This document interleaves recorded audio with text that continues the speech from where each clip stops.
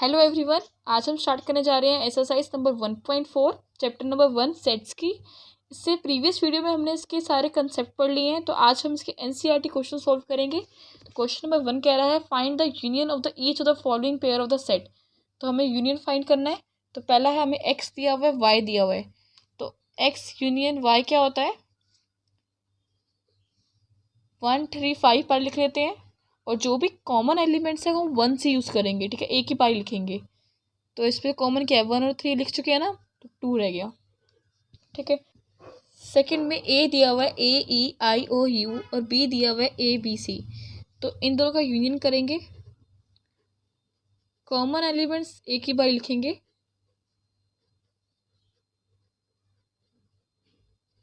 तो ये हो गया इन दोनों का यूनियन। तो थर्ड में ए दिया हुआ है, x such that x is the natural number and the multiple of 3, और बी दिया हुआ है, x such that x is the natural number less than 6। तो ये अगर इसका हम रोस्टर फॉर्म में लिखेंगे तो कैसे आएगा, 1 2 3 4 5। ठीक है, क्योंकि ये क्या है, लेस देन 6 है और नेचुरल नंबर है। ए को अगर हम लिखेंगे रोस्टर फॉर्म में तो वो कैसे आएगा, 3 6 9 12 एंड सो ऑन, है ना। तो अगर इन दोनों का हम यूनियन करेंगे, ए और बी का यूनियन करेंगे, तो क्या आएगा। वैसे जब भी हमें सेट बिल्डर फॉर्म में दिया होता है तो हम उसका आंसर सेट बिल्डर फॉर्म में ही लिखते हैं। ये तो हमने एक अपने आप को कंपेयर करने के लिए लिख दिया है, वैसे हम इसका आंसर सेट बिल्डर फॉर्म में लिखेंगे। तो कैसे लिखेंगे, देखो, x such that x equals to 1 2, हम यहाँ पे 3 को क्या लिखी हूँ, 3 ना इसमें इंक्लूड है, तो हम इस पे जब इसकी सेट बिल्डर फॉर्म लिखेंगे ना तो उसमें लिख लेंगे। तो फिर 1 2 4 5 और अ मल्टीपल ऑफ 3। मैं समझाती हूँ, इसका मतलब क्या हुआ कि x such that x equals to 1 2 4 5 भी है और मल्टीपल ऑफ 3 भी है, इसका ये मतलब हुआ। ठीक है, तो ये हमने इसको सेट बिल्डर फॉर्म में लिखा है, क्योंकि यहाँ पे भी हमें क्वेश्चन में भी सेट बिल्डर फॉर्म दिया हुआ था, और ये हमने कंपेयर करने के लिए लिख लिया है। फोर्थ है, x such that x is a natural number which is x is a greater than 1 and less than equal to 6, और बी दिया हुआ है, x such that x is a natural number and x is a greater than 6 and less than equal to 10। इसको पहले हम roster form लिख लेते हैं कंपेयर करने के लिए। ग्रेटर देन 1 है तो 1 इंक्लूड नहीं है, तो 2 3 4 5 6। ठीक है, और ये है ग्रेटर देन 6 है, तो ये भी 6 भी इंक्लूड नहीं है, तो 7 8 9 10 भी इंक्लूड नहीं होगा क्योंकि ये लेस देन 10 है। तो इनका यूनियन क्या होगा, ए यूनियन बी क्या होगा, 2 3 4 5 6 7 8 9। ठीक है, और ए हमें दिया हुआ है 1 2 3, बी दिया हुआ है 5, तो ए यूनियन बी क्या होगा, ए यूनियन बी हमारा वापस से ए आएगा, जो कि है 1 2 3, क्योंकि हम किसी भी नंबर पे 0 ऐड करते हैं तो वापस वो नंबर आता है। तो ऐसे ही जब भी हम 5 किसी सेट के साथ यूनियन करते हैं तो वो हमारे पास दोबारा वो सेट ही आ जाता है। क्वेश्चन नंबर 2 दिया हुआ, let A equals to A comma B and B equals to A comma B comma C, is A is a subset of B, what is the A union B. ये वही question है जो हमने पहले पढ़ा है, एग्जाम्पल में पढ़ा था पिछली वीडियो में, कि जो ए है वो हमें दिया हुआ है ए कोमा बी, और जो बी दिया हुआ है वो दिया हुआ है ए बी सी। अब बताओ कि ए जो है वो सबसेट है बी का, है ना, A is a subset of B, जितने भी एलिमेंट्स ए के अंदर है वो प्रेजेंट है बी में। तो इसका मतलब होगा जो इसका ए यूनियन बी होगा वो क्या आएगा हमारे पास, वापस से ए बी सी आएगा, यही आएगा ना, क्योंकि इसके सारे एलिमेंट्स के अंदर प्रेजेंट है, तो अगर यूनियन करेंगे तो हमारे पास यही आएगा। कॉमन तो एक बार ही लेते हैं, तो कॉमन इसके अंदर इंक्लूडेड है वही हमारे पास, तो ये वापस हमारे पास बी आया है। ये इसका आंसर है कि ए यूनियन बी हमारा क्या आया है, बी। अब अगला क्वेश्चन दिया हुआ third, if A and B are the two sets such that A is a subset of B, then what is the B, what is the A union B. दो set दिए हुए हैं, ए जो है वो क्या है, सबसेट है बी का, मतलब ए के जितने भी एलिमेंट्स हैं वो बी के अंदर प्रेजेंट है, तो मतलब ए यूनियन जो बी है वो क्या है हमारे पास, बी। क्यों, सेम इसी तरीके से क्वेश्चन है कि जितने भी एलिमेंट्स है वो प्रेजेंट है उसके अंदर। एग्जांपल लेते हैं हम, let A equals to 1 2 3 and B equals to 1 2 3 4 5। अब जो ए है वो सबसेट है बी के। अब ए और बी का हम यूनियन करेंगे तो क्या आएगा, 1 2 3। और यहाँ पे ये जो 3 एलिमेंट्स है ये कॉमन है, तो हमने एक बार ले लिया, दोबारा ही लेंगे, तो 4 और 5। ये वापस से क्या आ गया हमारे पास, बी आ गया। ये मैंने आपको बताया है, ठीक है। अब हमें क्वेश्चन नंबर 4 दिया हुआ है, जिसमें A equals to 1 2 3 4, B equals to 3 4 5 6, C equals to 5 6 7 8 and D equals to 7 8 9 10। हमें ये सारे फाइंड करने हैं। तो पहला है A union B. A union B सबको आता है कि कॉमन एलिमेंट्स को वंस लेना है और बाकी जितने भी एलिमेंट्स हैं ए और बी के वो सब लिख लेने हैं हमने। तो ए यूनियन बी ये आया, 3 और 4 दोनों में रिपीट हो रहा है, हमने सिंगल बाई ले लिया है, और बाकी 1 2 और 5 6। अब मांग रहे हैं वो A union C. A union C, इन दोनों में कोई कॉमन ही नहीं है, तो सारे एलिमेंट्स ही आएंगे, 1 2 3 4 5 6 7 8। अब बी यूनियन सी, बी और सी का यूनियन करेंगे। इसमें 5 और 6 दोनों में कॉमन है, तो वंस लेंगे, एक बार ही लेंगे इन कॉमन एलिमेंट्स को। तो ये हमारा आएगा 3 4 5 6 7 8। अब B union D, B union D में कुछ कॉमन ही नहीं है, तो सारे एलिमेंट्स लेंगे, ठीक है। सारे एलिमेंट्स हमने ले लिए बी यूनियन डी में।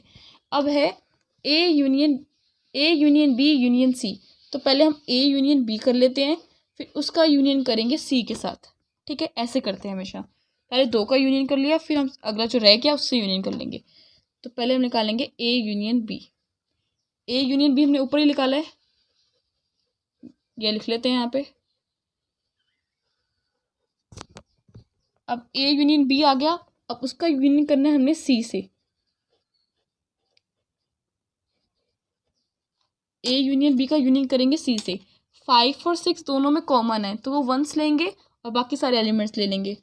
तो आएगा 1 2 3 4 5 6 7 8, ठीक है। बहुत इजी तरीका है करने का। अब अगला करते हैं A union B union D. पहले हम बी यूनियन डी ले लेते हैं, उसके बाद उसका यूनियन करेंगे ए के साथ।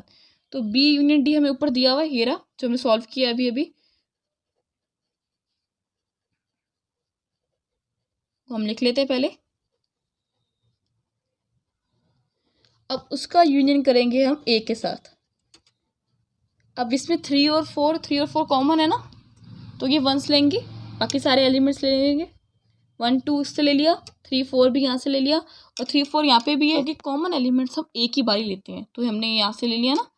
अब 5 6 7 8 9 10, ठीक है। अब लास्ट है B union C union D. पहले हम बी यूनियन सी कर लेते हैं, फिर उसका यूनियन करेंगे डी से। तो ऊपर से ले लेते हैं बी यूनियन सी, जो कि है 3 4 5 6 7 8। अब उसका यूनियन करेंगे हम डी से। डी में 7 और 8 कॉमन है, तो हम ये वंस लेंगे, 3 4 5 6 7 8 9 और 10। ये क्वेश्चन है।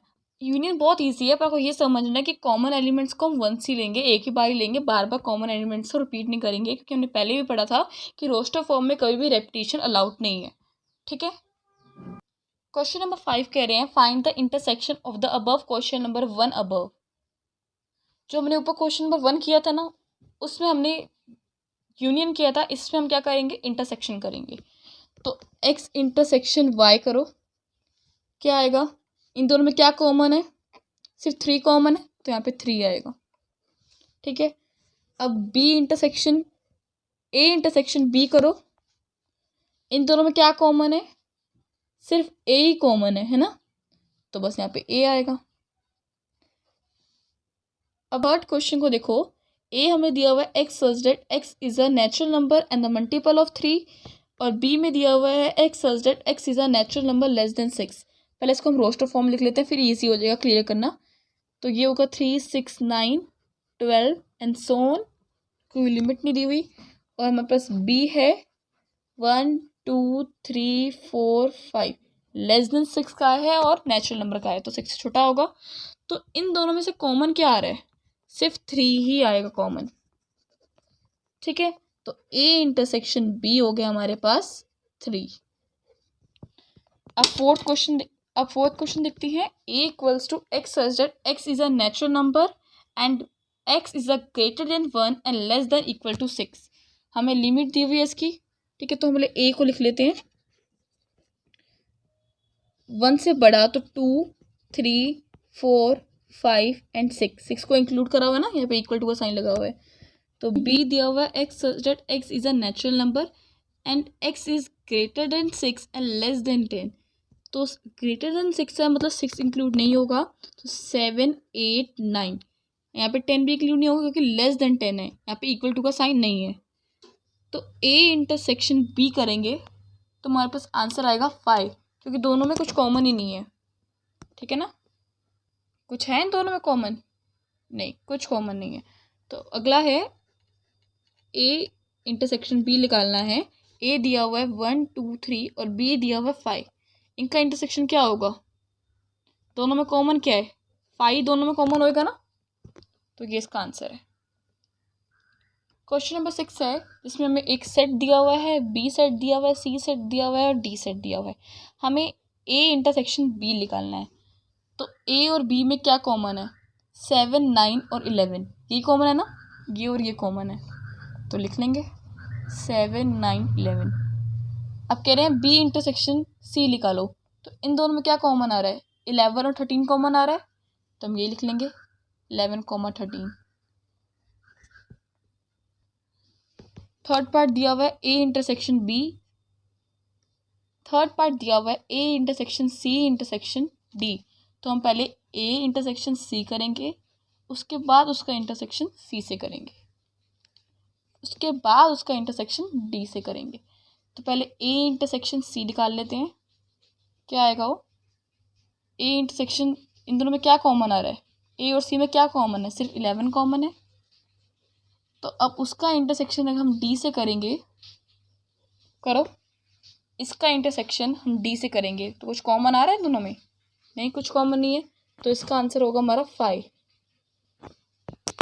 Equals to 5। कुछ कॉमन ही नहीं है दोनों में, है ना। फोर्थ पार्ट है A इंटरसेक्शन C। हमने भी निकाला ना कि दोनों में क्या कॉमन आ रहा है? A इंटरसेक्शन C में सिर्फ 11 कॉमन आ रहा है। अगला है B intersection D। B intersection D क्या कॉमन है? कुछ कॉमन नहीं है, है ना, तो ये भी 5 है। B इंटरसेक्शन D में कुछ कॉमन नहीं है। 6 देखेंगे, A intersection B union C। तो पहले इन्होंने ब्रैकेट बनाए हुए हैं, तो बोर्ड मास का रूल लिखते हुए पहले हम B यूनियन C करेंगे। तो B यूनियन C करेंगे, पहले B यूनियन C, जितने भी एलिमेंट्स है B और C के लिख लेंगे, और जो कॉमन होंगे वो हम एक ही बार ही लिखेंगे। तो ये आएगा इनका यूनियन करके हमारे पास ये आएगा, इसका यूनियन किया हमने B यूनियन C का। हमने B यूनियन C निकाल लिया। अब B यूनियन C का हम करेंगे इंटरसेक्शन A से, कि इनमें और A में क्या कॉमन है? सिर्फ 7, 9, 11 ही कॉमन आ रहा है, तो लिख लेते हैं 7, 9, 11 ही कॉमन है ना दोनों में। तो अब निकाल लेंगे हम A intersection D। A intersection D करेंगे तो क्या आएगा? 5, क्योंकि दोनों में कुछ भी कॉमन नहीं है, देख सकते हो आप, ठीक है। अब हमें दिया हुआ है A intersection B union D। तो पहले ही ब्रैकेट बना हुआ है, तो हम पहले B यूनियन D निकाल लेंगे। B यूनियन D कुछ भी कॉमन नहीं है, सारे एलिमेंट्स इंक्लूड होंगे।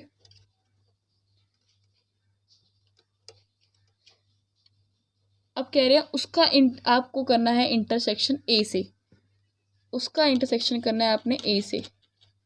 तो आप बताओ कि क्या कॉमन होगा इन दोनों में? सिर्फ 7, 9 और 11, है ना। अब लास्ट क्वेश्चन, 2 पार्ट रह गए हैं। A इंटरसेक्शन B निकालना है और उसका यूनियन करना है B यूनियन C से। तो हमने B यूनियन C निकालते हैं पहले, क्योंकि A इंटरसेक्शन B तो हमारा ऊपर लिखा हुआ है। तो पहले B यूनियन C निकाल लेते हैं। B यूनियन C आएगा हमारे पास 7, 9, 11, 13 और 50, ठीक है। ये हमारा आएगा बी यूनियन सी। तो अब इसका इंटरसेक्शन करना है हमने, यहाँ पे लिख लेते हैं। देखिए ए इंटरसेक्शन बी का हमने इंटरसेक्शन करना है बी यूनियन सी से। ए इंटरसेक्शन बी हमें दिया हुआ है, तो इसमें और इसमें क्या कॉमन है? इसमें और इसमें क्या कॉमन है? सिर्फ 7, 9, 11। तो वो यहाँ लिख लेते हैं।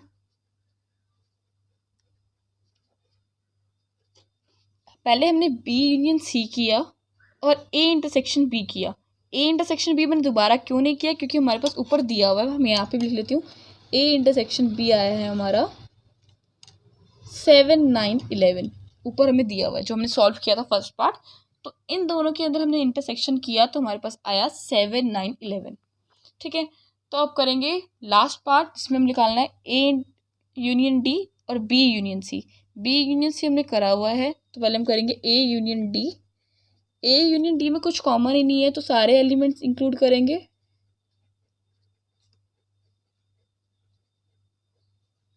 ठीक है, और बी यूनियन सी हमने ऊपर ही निकाला है, वो भी लिख लेते हैं। ठीक है, बी यूनियन सी लिख लेते हैं। 7, 9, 11, 13 और 15। तो अब हमने इन दोनों का क्या करना है? इंटरसेक्शन। ए यूनियन डी का इंटरसेक्शन करना है बी यूनियन सी से। अब बताओ इनमें क्या कॉमन आ रहा है? से 7, 9, 11 और 15 यही कॉमन है ना? तो लिख लेते हैं 7, 9, 11 और 15 इज आवर आंसर। तो ये हमारा आंसर है।